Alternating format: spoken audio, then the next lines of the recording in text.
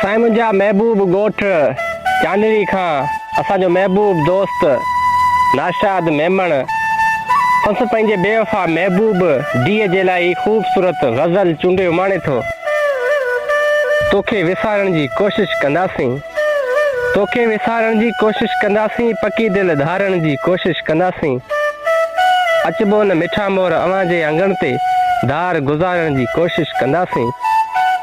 घणा रुना आहियूं असां जुदाई में जानी, घणा रुना आहियूं असां जुदाई में जानी, हाणे पाण संभालण जी कोशिश कंदासीं। तुंहिंजो नाव लिखायो हो ॿाहुनि ते जेको, सो नाव मिटाइण जी कोशिश कंदासीं।